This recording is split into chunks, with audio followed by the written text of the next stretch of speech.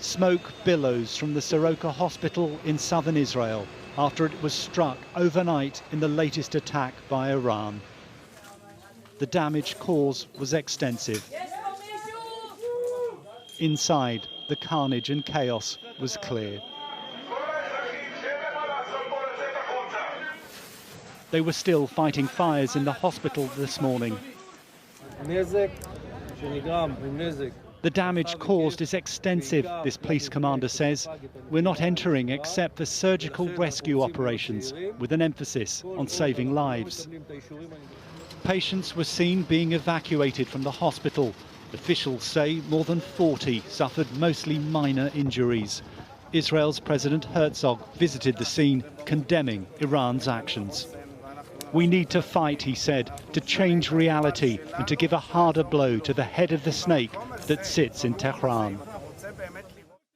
Visiting another bomb site, the Defense Minister Israel Katz went further. A dictator such as Khamenei, who heads a country like Iran and who has raised the awful goal of Israel's annihilation, cannot continue to exist. In Iran, Israel's military says it targeted nuclear sites, including the Arak heavy water reactor. The site is understood to be inactive, but involved in nuclear processing. Another site at Natanz was also attacked. In response, Iran's military threatened their missile attacks on Israel will be impactful and continuous. Be assured, this spokesman said, the sound of alert sirens will not stop for even a moment. In Tehran, fears grow as to what the coming days may bring and whether US military action may go ahead. Many residents are reported to have fled the city. Neil Connery, ITV News.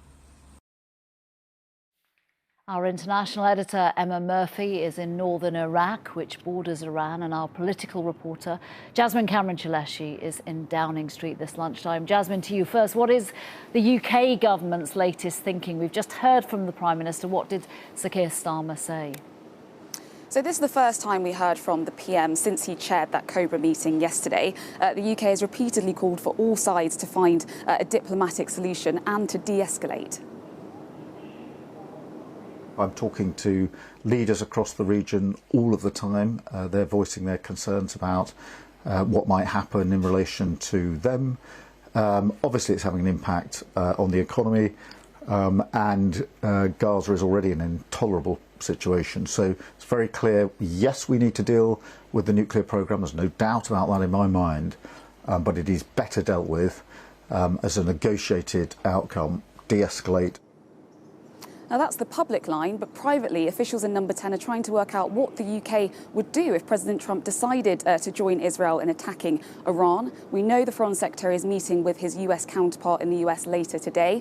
Elsewhere in the government, the Attorney General has voiced concerns about the legality of any UK support. The Lib Dems are already calling on the government to publish that advice, and the Tories have hinted that they could back the government if the government opted to back Israel militarily. I think the challenge for the government in all of this is the unpredictability of the US administration. So they know that even as they map out all these various options, they're going to be looking very closely to signals from the Trump White House. Jasmine, thank you very much. Jasmine Cameron-Chaleshi there to Emma Murphy now in northern Iraq. Emma, a week after the start of this war began, it has, it seems, escalated significantly. It has escalated significantly, and as Jasmine was saying there, the sense of unpredictability has also increased, and that is in large part because of the administration in the White House, and it's sending really serious concerns around this region, and of course serious concerns for governments like the British government who might find themselves caught up in this or have to make a decision whether they actively get involved. So it is something that everybody is trying to weigh their options. President Trump also trying to weigh his options as to whether or not he is going to go ahead. There seems to be indications coming out of the White House that he has privately said to military chiefs that they need to be ready, they need to be able to go ahead at the moment's notice, but he won't make that final decision until the very last second. That is going to be incredibly tricky when you think what a military operation like this will actually need to be undertaken seriously and safely. There is, of course, great worry here. I was speaking to somebody earlier who said that the problem with this region is it's a bit like a family. In a family, you can't choose your family. In this region, you can't choose your neighbours. You've just got to try and get on with them, even if you don't necessarily like them. And there is genuine concern about the knock-on effect of any additional military action in Iran on this region.